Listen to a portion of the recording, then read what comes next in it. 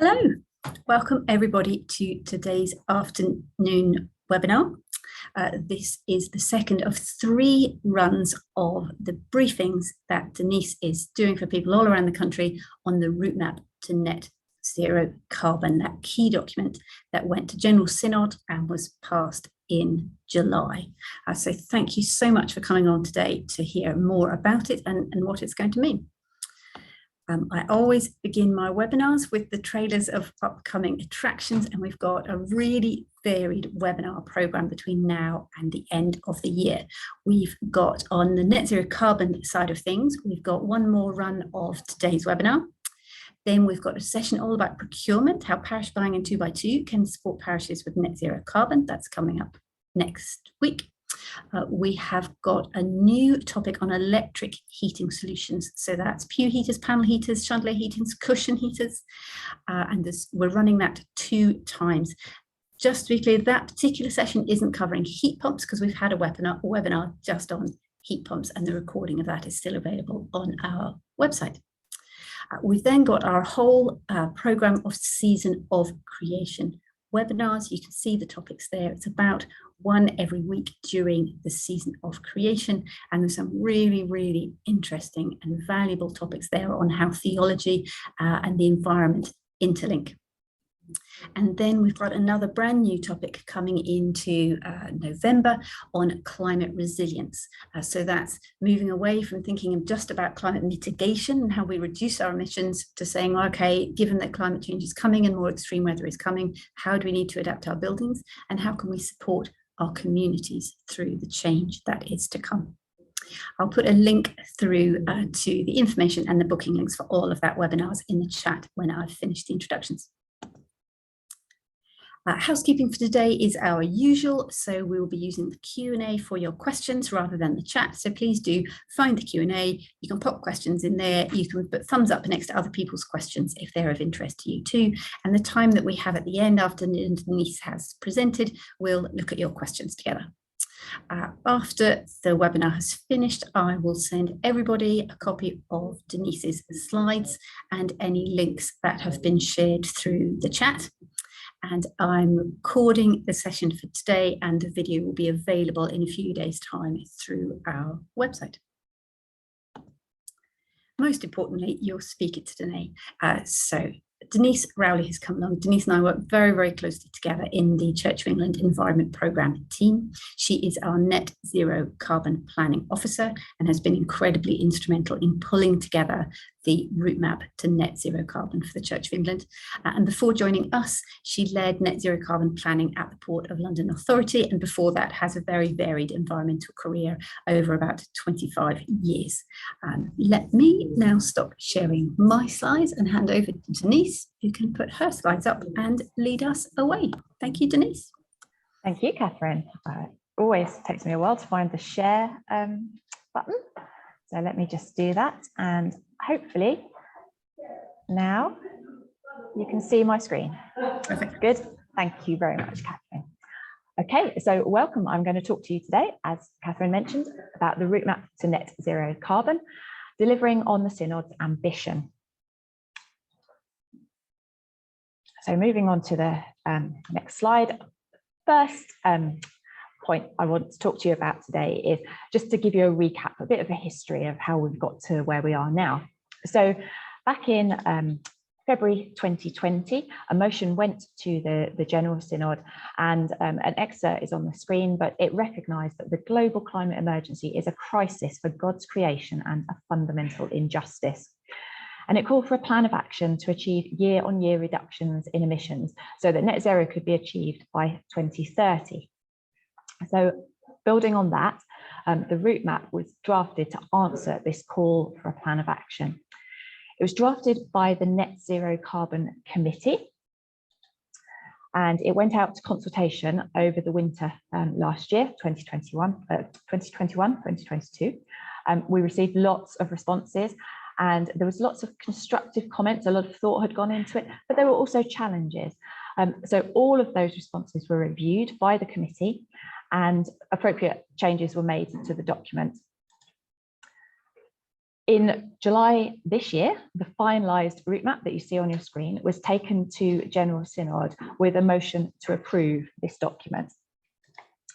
We're very pleased that the motion was passed, and since then we've been working with a designer to develop a more polished version of the document, which you'll see there, and to create some short stakeholder packs which will summarise the key points for key stakeholders.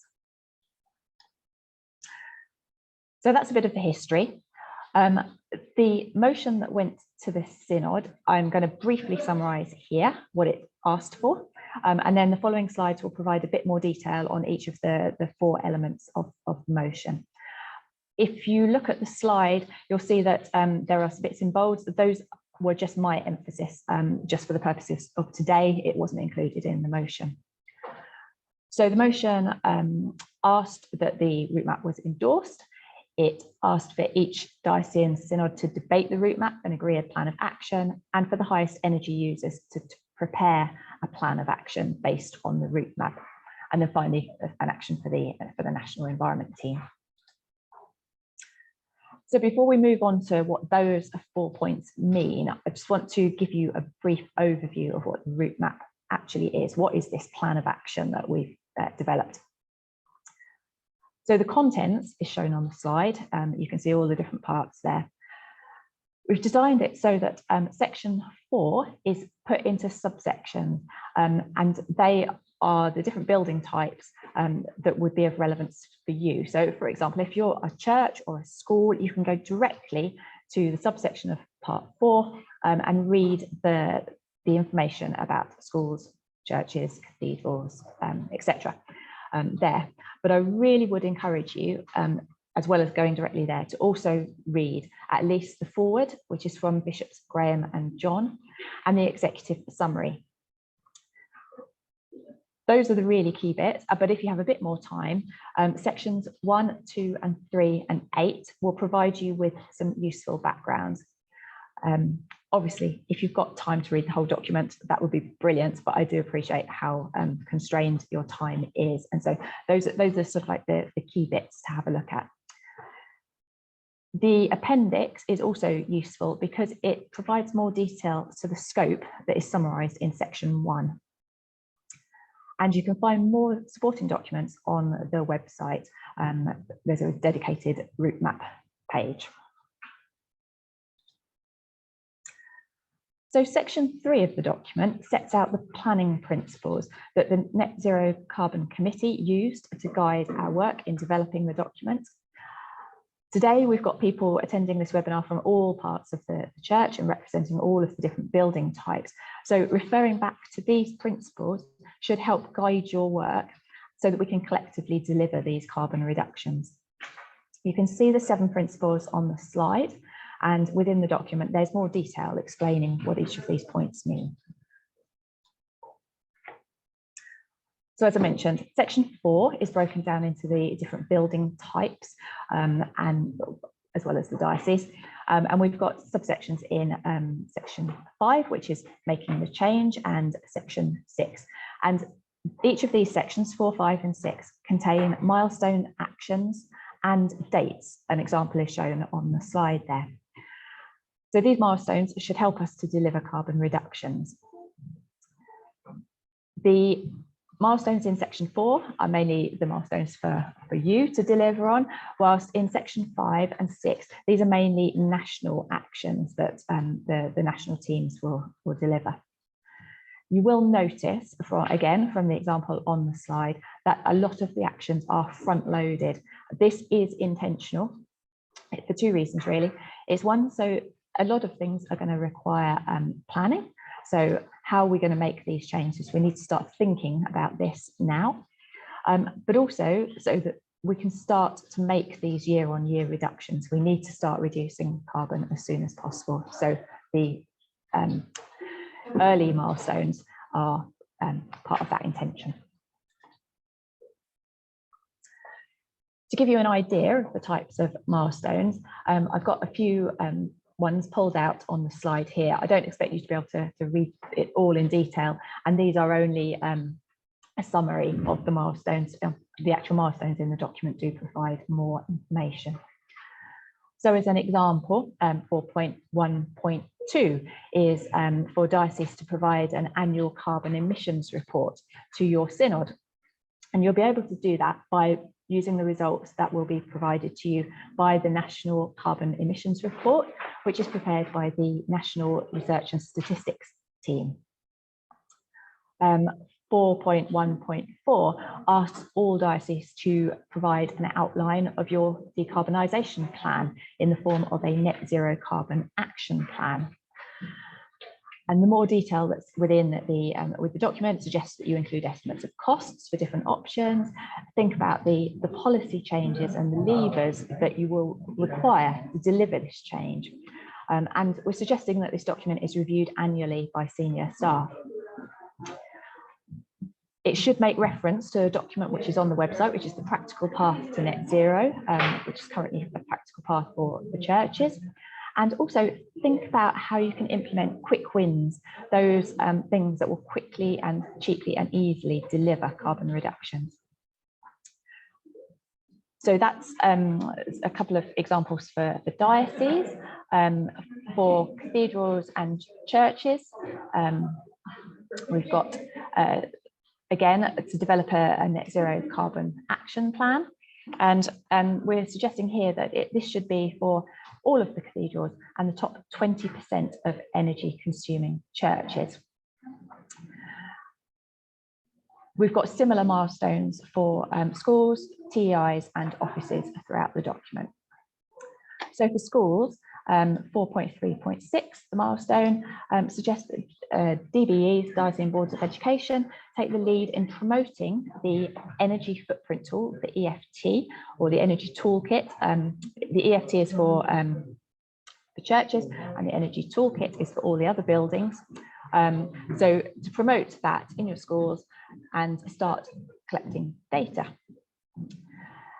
Now, there is a milestone for dioceses to have, and that has a target of 90% completion rate for the EFT, and for cathedrals to have 100% completion rate. So check out the dates that are associated with those. In terms of housing, 4.4.2 suggests that all dioceses and the national teams should have a retrofitting and maintenance plan in place for housing. Which should include a heating resilience plan. And the heating resilience plan is thinking about how you would manage the heat in the event that your existing system failed. And that's to avoid the need for a quick like-for-like fossil fuel replacement. Whilst for theological education institutes, 4.5.5 suggests that all TEIs should be registered with EcoChurch and to have achieved at least bronze by 2024. And there's also milestones within churches, cathedrals, dioceses and offices for a similar commitment to achieving EcoChurch. And finally, an example from the office section that from 2023 onwards, any office that isn't already on a green electricity tariff should switch to one at the point of contract renewal. Now, we do appreciate that at the moment, changing electricity supplier is very difficult. So we have put a caveat on that, the timing is going to be kept under review, depending on the stabilisation of the energy markets. We've got similar milestone for switching to green gas as well. And again, that date will be kept under review. And milestones for switching to renewable tariffs are also present not only within the offices, but within the TEI, schools, churches and cathedrals sections as well. Whilst in the housing section, we're suggesting a campaign to encourage tenants to switch to a renewable energy tariff. So as I mentioned before, many of the milestones are national ones, and that's to support action across the country through training, communications, fundraising, templates, etc. And each section, as well as having the milestones in it, also contains further actions that you can consider. So despite the section 4 being split into different building types, there have been common themes apparent through all of the different building types. So these are summarised on this slide, and also a bit of information in the executive summary as well. So one of the first things to do is to actually review your energy use. Look at optimizing controls. Can you turn temperatures down? Can you switch things off? What about energy efficiency? Have you considered having an energy audit? And measuring, monitoring and reporting are really important. Review your energy bills, complete the energy footprint tool or the energy toolkit.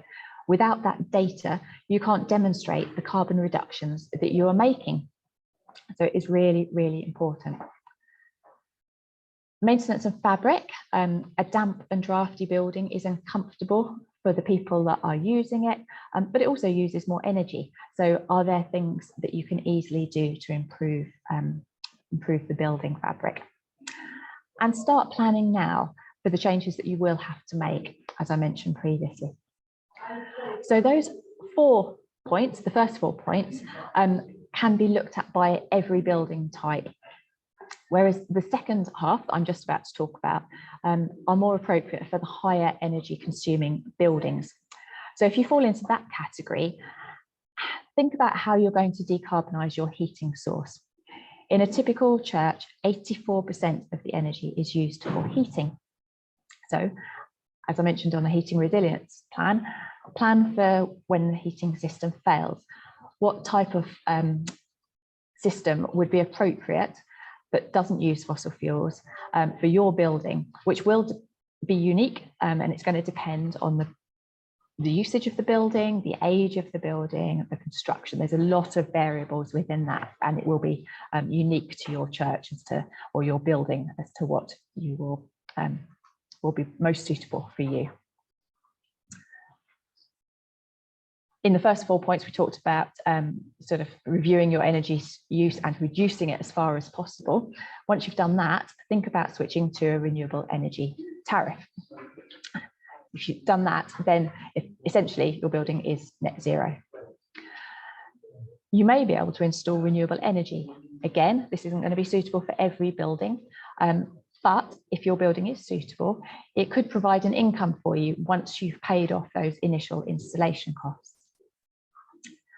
And again, reducing your emissions is really important before you give any thought to offsetting. So less net as in offsetting and more zero as in reducing your energy consumption. And of course, energy equals carbon, and at the moment, energy equals cost. So we can hopefully reduce both of those. And don't forget about travel. There's a section in the Routemap, section 5.3, which talks about travel, and travel within scope of the Routemap is all the travel that you do for work. And in that case, think about how you may be able to reduce it, and then can you green what travel you do have to do. The really positive thing is that we do know from a study of selected high energy using buildings, which we've called the Wayfinders project, that getting to net zero carbon is possible, and it's possible with the technologies that we already have. So it can be done. And to show you that it can be done, we've got case studies on the website. You can see a few examples there, including we've got video case studies as well. They're really well worth viewing. We've got case studies from underpew heating to heated cushions, and the idea with both of these is you're heating the people and not the space. And then we've also got examples of solar panels, heat pumps, and much more. So really worth having a look at those. The link is on the screen and it will be shared in the chat. One of the biggest questions is obviously, how are we going to pay for this? And unfortunately, there is no single easy answer. We can see some options as an investment. Things like LED lighting and solar panels will pay for themselves quite quickly. I recently heard that solar panels are paying for themselves in about 6 years, which is a reasonable period for paying back. LED lighting also is good. it reduces energy consumption, so you're cutting down your carbon. They also last longer than conventional bulbs, so you're doing less maintenance. We do expect that costs will fall over time. Solar panels are a great example of this. As more people have had them installed, the cost has fallen. And between 2011 and 2020, the cost actually fell by 90%. They did increase last year, but that was really due to the supply shortages that affected a lot of different things. So it's partly because more people have units installed, and it's also because the technology becomes more efficient as it develops. Local fundraising is still going to be key. Over the next 8 years, many heating systems will reach the end of their life and they will need replacing anyway. So fundraising would have been done to do that. You might need a little bit more money to replace it with a zero carbon option, but local fundraising will remain key. Public funding will be necessary, particularly for schools. We're hoping that with the UK government also tasked with getting to net zero, although their target is 2050, that will stimulate other public funding to be released, but it's a watch this space at the moment. And that's where preparing your action plan is really key, because it can optimise funding opportunities. It will allow you to quickly prepare applications when grants become available. The action plan may also assist you to identify areas for partnerships or economies of scale. So the action plan is a really important document. Now, there has actually been central funding allocated. You may have heard that the triennium funding committed £30 million in the next triennium, the next 3 years, and this is to initiate the net zero programme.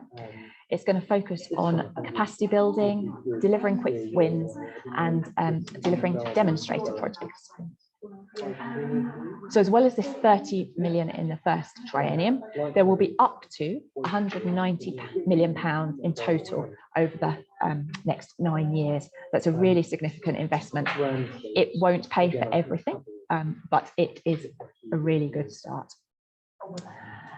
You probably have questions as to how this is going to be distributed, and we can't answer that at the moment. A new programme board is being set up, and that is going to oversee the disbursement of these funds. So we don't yet know how this will work, but there is a real desire to maximise the investment and to offer support to all dioceses, regardless of what stage they are at on the net zero carbon journey. So just going back to those points of this July Synod motion, part A was to endorse the Routemap, which fortunately the Synod did, and part B asks every diocesan synod to debate the Routemap as it applies to your structures. So this, when we talk about structures, it includes governance and leadership, as well as your buildings and travel. Asked you to apply it to your parishes and your bishop mission orders, and then to agree a plan of action. To help you with this, the national team will be preparing a presentation that you can use as a basis if you want some help in preparing for your synod. So that will be a template that you can adapt to your particular circumstances.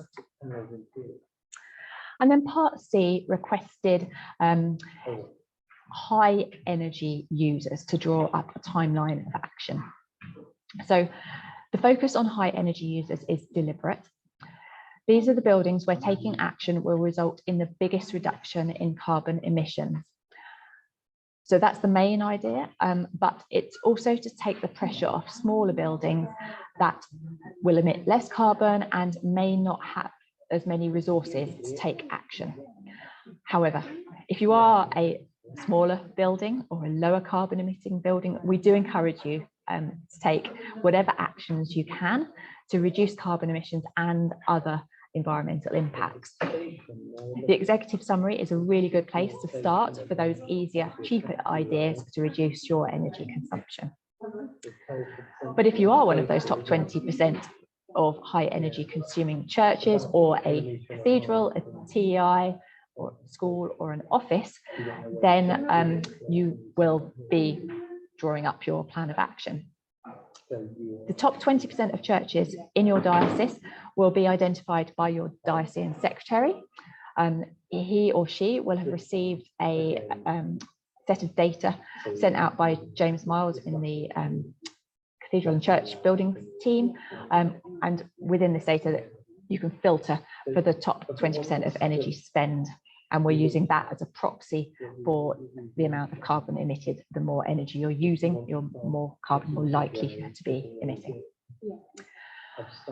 So if you fall into this category, what can you do? You can think about having an energy audit, and there are energy audits on the parish buying system, so check that out.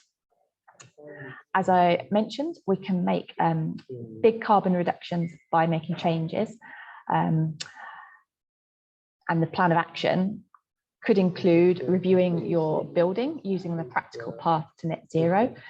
That's currently for churches, but versions for other buildings are in development. Are there simple changes you can make, like stopping drafts or optimizing your heating settings? And there's some more ideas on the energy efficiency webpage on the church website. We've got worked examples of net zero carbon action plans from the Wayfinders project, and those are accessible to those with a diocesan role through the Net Zero Carbon Resource Hub. If you haven't heard about that, speak to your DEO.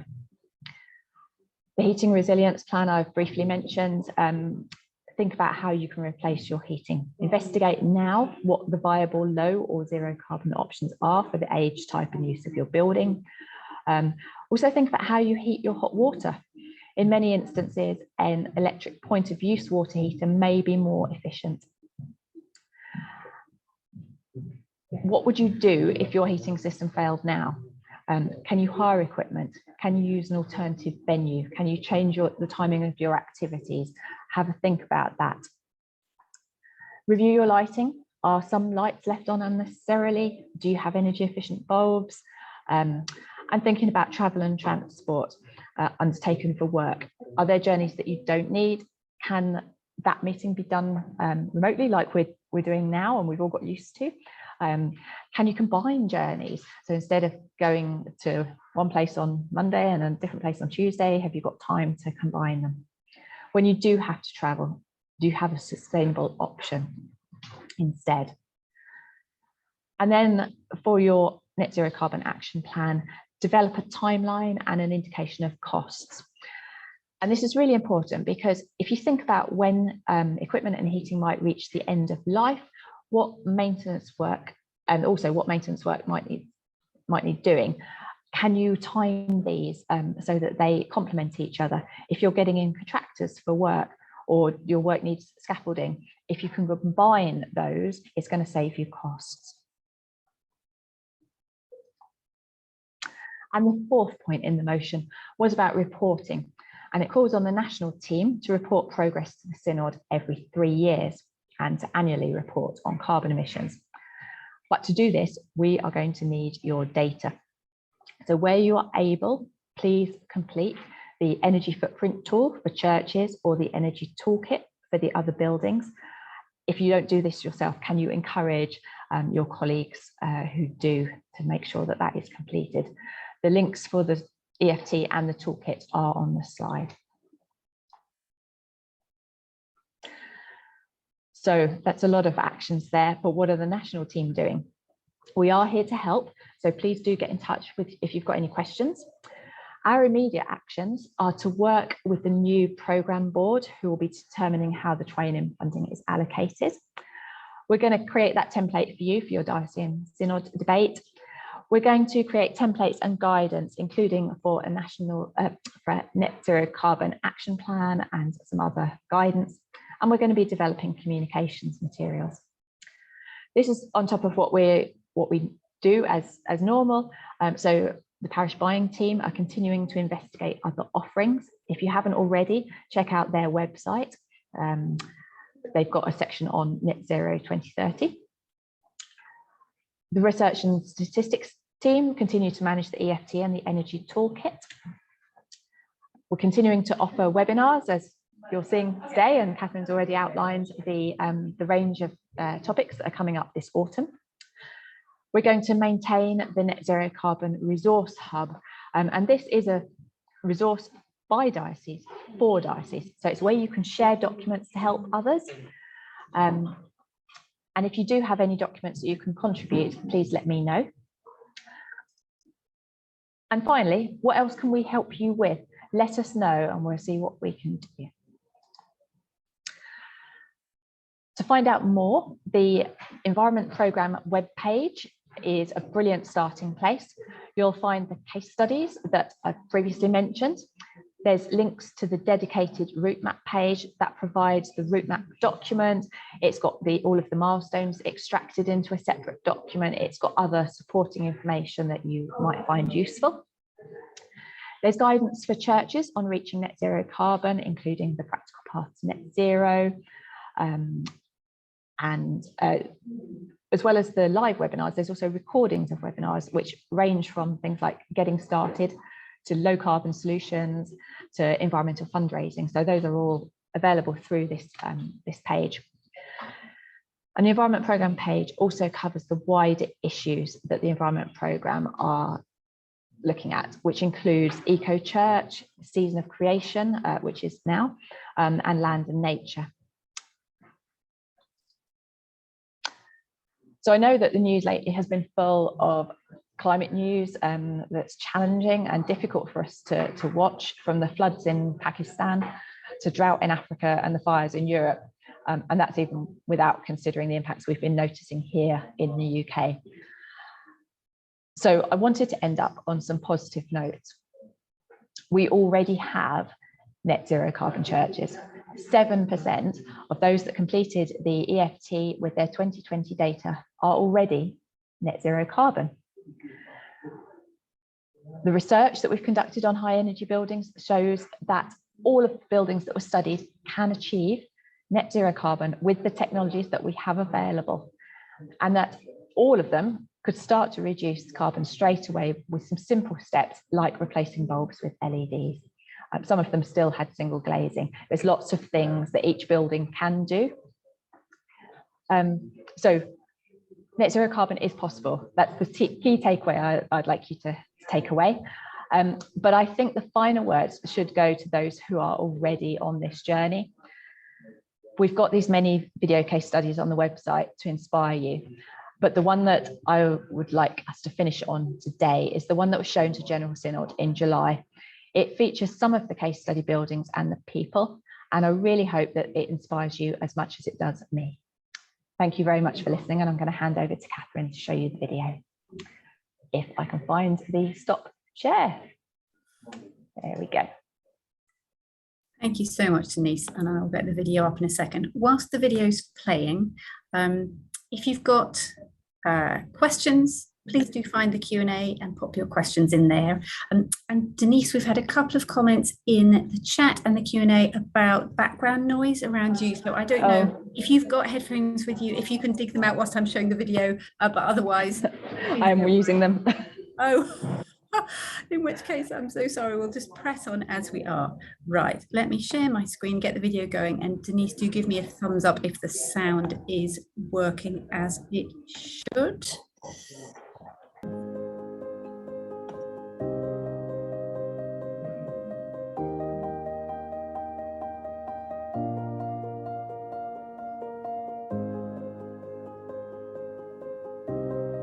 We decided we would heat the people and not the building.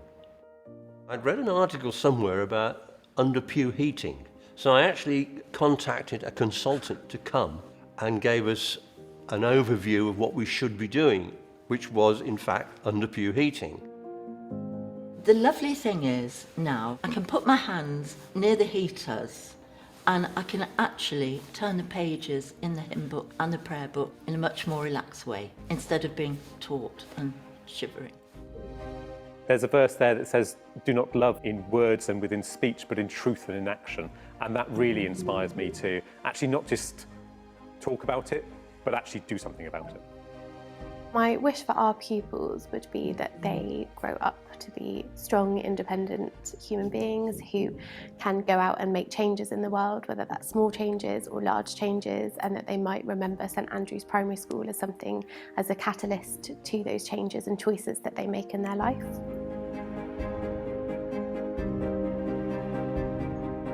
At the very end of the Bible, in the book of Revelation, a new heaven and a new earth, heaven and earth brought together, the good in the physical creation fulfilled in God's ultimate plan. And the fact that that God doesn't discard the creation that we have now, but he fulfills it, to me says what we have now is so important, and we need to take care of it because it has eternal value. We wanted to refurbish and renew a very ancient medieval church, really, but with all its problems of poor heating and poor lighting and loss of energy. We also wanted to make the space more accessible for everybody, so we took out 70 Victorian pews and inserted new underfloor heating with air source heat pumps. Just hope that everybody is seeing what I'm seeing and everybody is willing to make those changes. The hope for the future is that we can do this, but we must start now. It's all our responsibilities to do this now.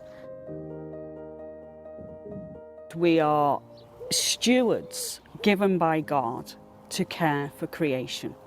And if we don't do that as a church, then we are not being Christian and caring for all. We've taken advice from our mechanical and electrical consultants and also from many other people.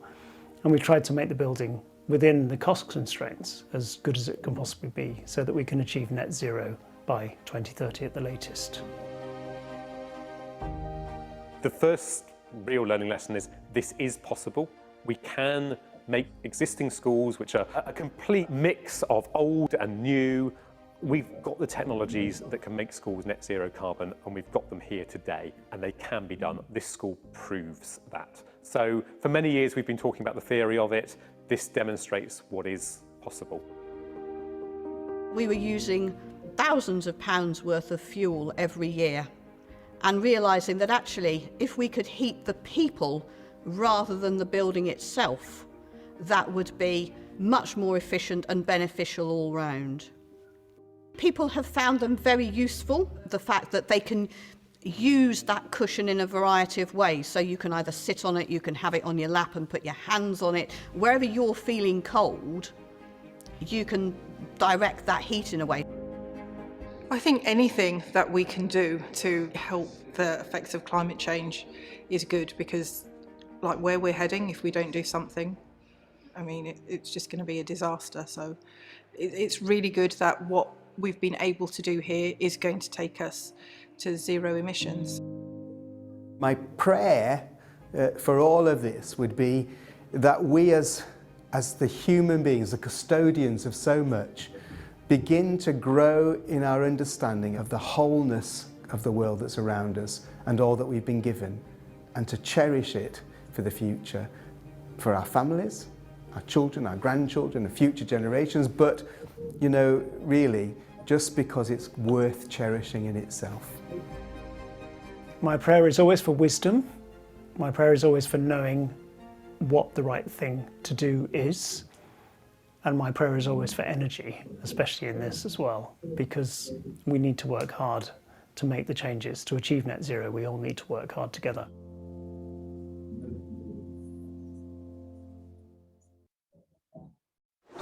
This revelation.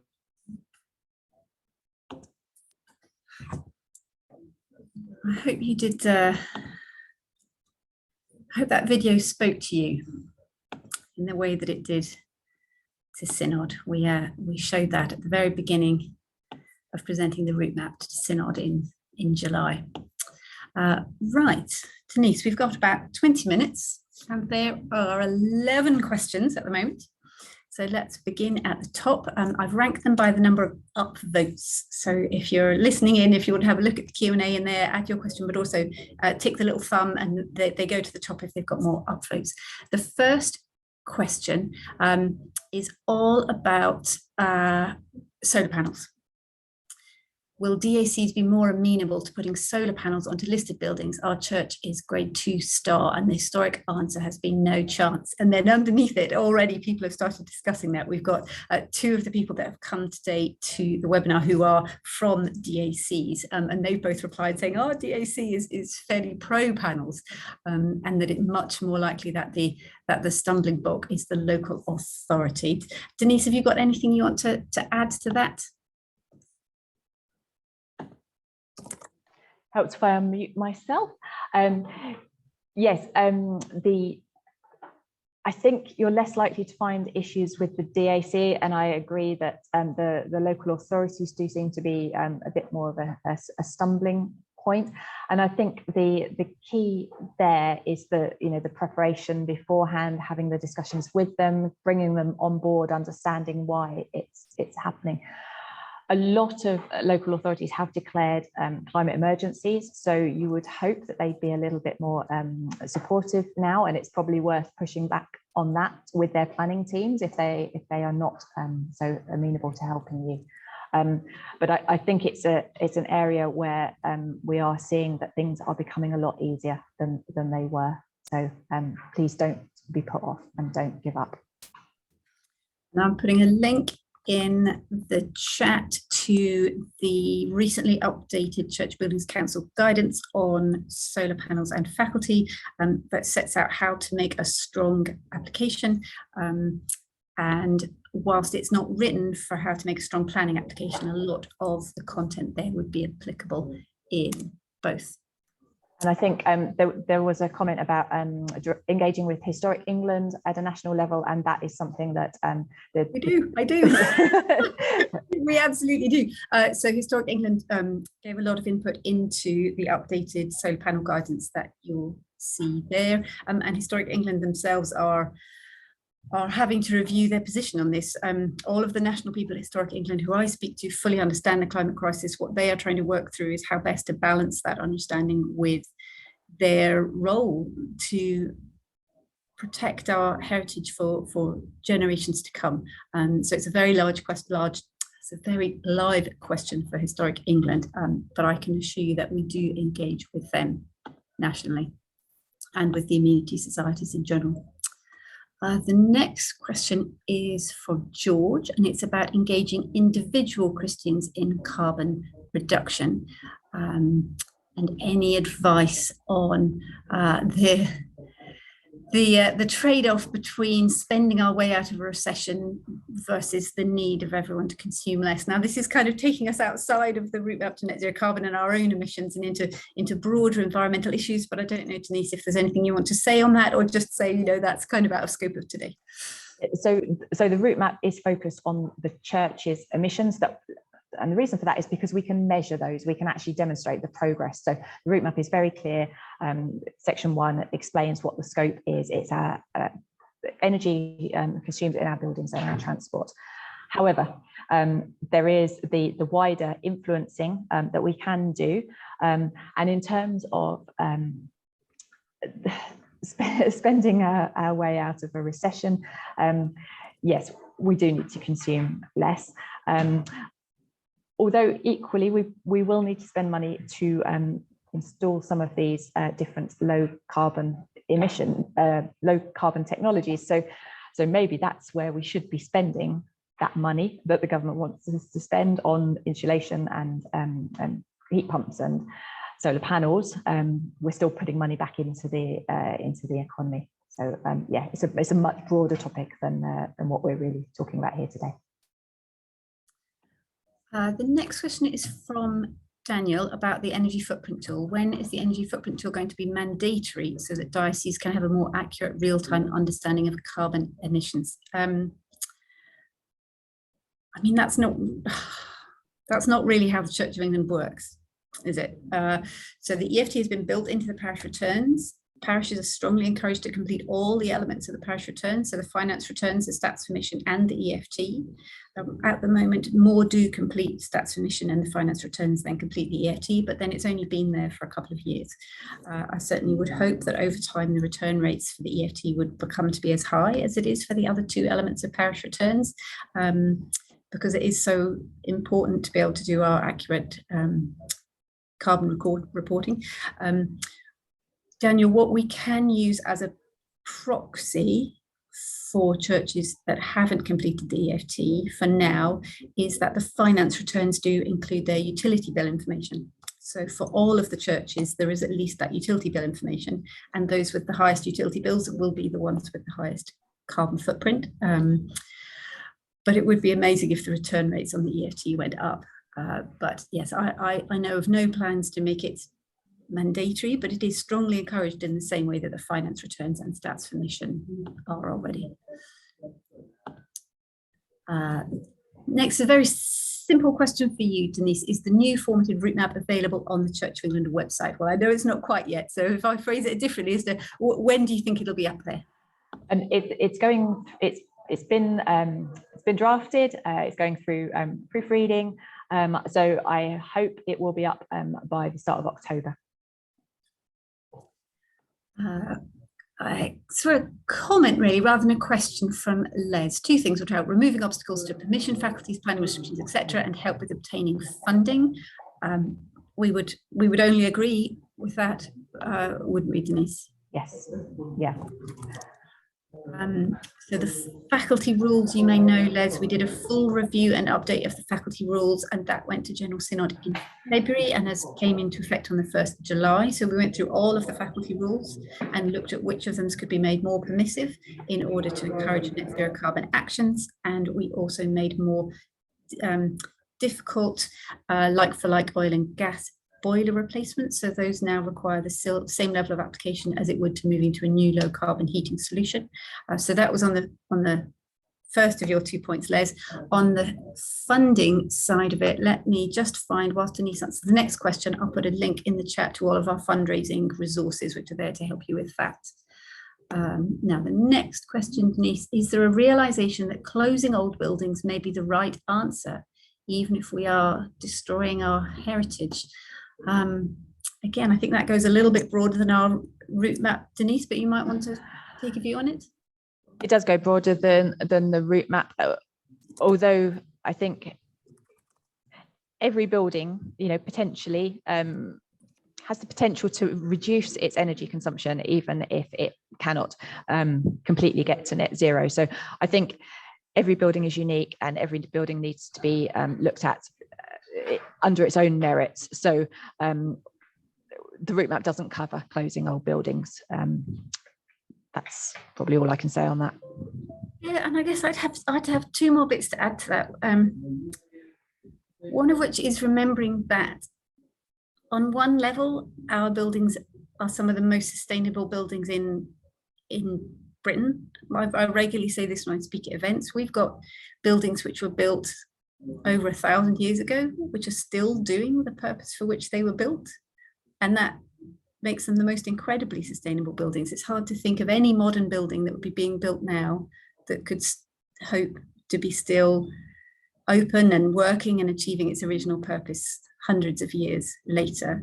And our buildings have always adapted over the centuries. Many of them were built before central heating existed, before electricity existed. They have always adapted as technology has adapted. And I think the question for me isn't about closing our buildings, it's about working out how we adapt them to keep the best of that sustainability, of the fact that all of the materials have already been invested in that building, all of that embodied carbon was spent centuries ago.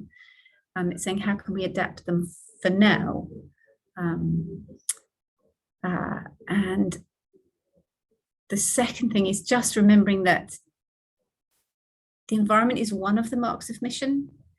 Well, it weaves through them, but it's really, really strongly in the fifth mark of mission. But we have to remember that our buildings are also there to fulfill their mission.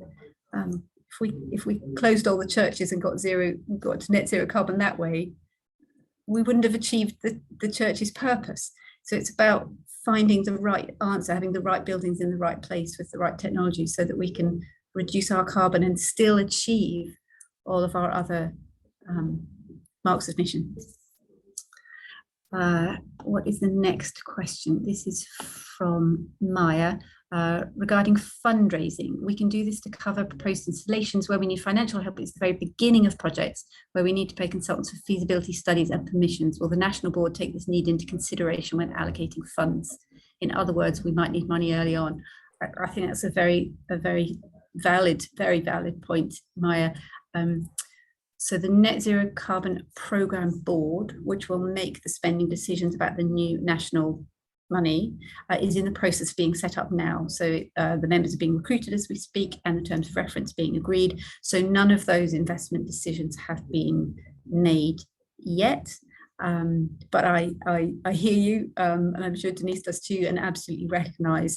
In fact, we were discussing it just last week about the fact that quite a lot of the measures, certainly LED lighting and solar panels, will often pay back for themselves over their lifetime. And what's needed is that initial bit of funding to get you to the start point, because once they're actually installed, they might be fundable through lending, for example, because they pay back during their lifetime.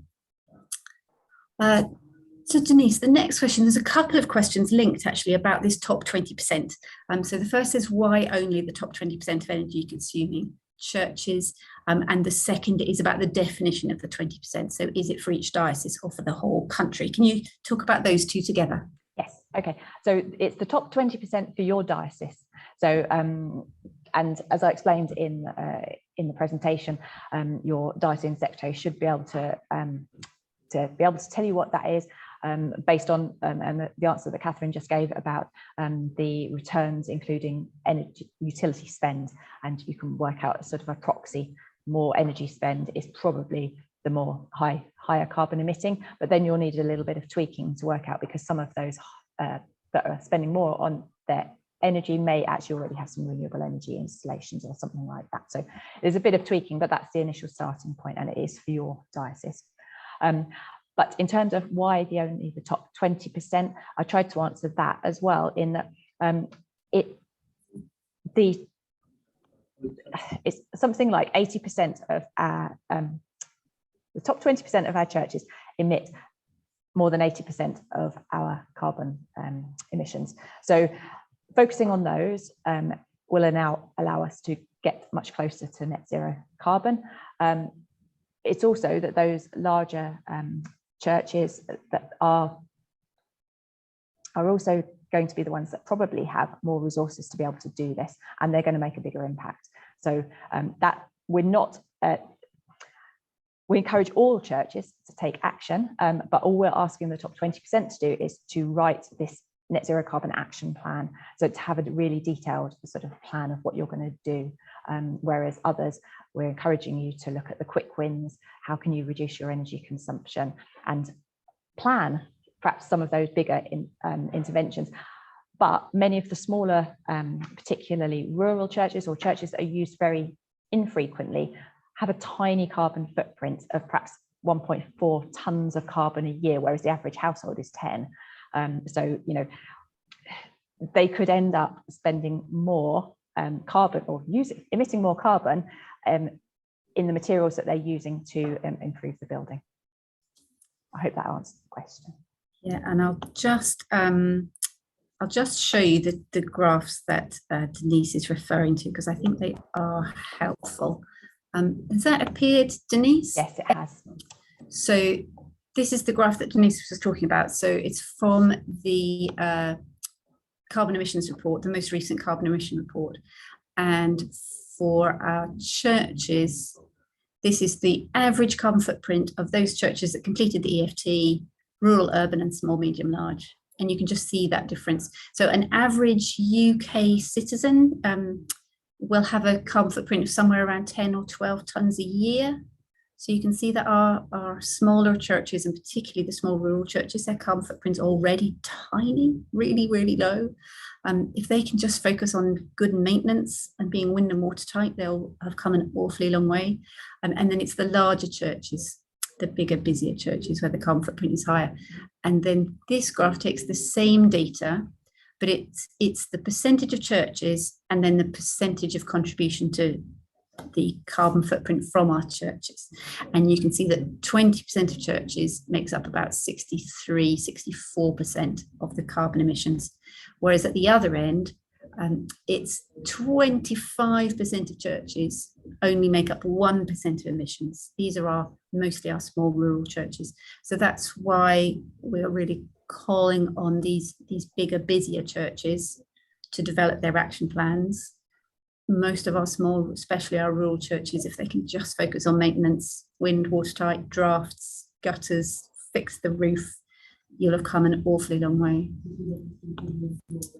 I think the next question was about, sorry, I've just lost the Q&A as I put that graph up. I think the next question was about quinquennial inspections, wasn't it? Yes, and fortunately, Jeffrey Hunter has answered that one for us, saying that ESA has published guidance for architects and surveyors undertaking those quinquennial inspections, encouraging them to focus, to provide recommendations on net zero. So thank you, Jeffrey, for answering that one. Put the link to that guidance in the chat, and someone has put in the chat, can we have the links from the chat? Yeah, absolutely, Les. I always save the chat and I send all of the links that have been in the chat out when I send out the slides to you after the webinar, so don't worry about that. You will get all of those links.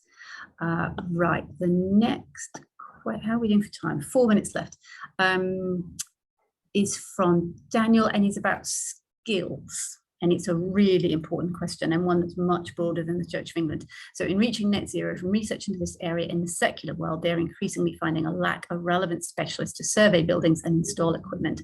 As we aim to reach net zero, is there any effort on the part of the national church to encourage skills, etc.? So there is a whole section of the Routemap on capacity building, so if you look at that, I think it's section 5.2. There's lots of information in there. We do recognise that there is a lack of skills, and so one of the other things is that we're suggesting that we can perhaps lobby on that issue to try and raise the profile of the situation. Yeah, it's a very, very valid concern that's affecting all organisations, but for us I think it's even narrower, because we need people who understand the technologies and understand heritage buildings, and that little overlap in the Venn diagram is quite constrained.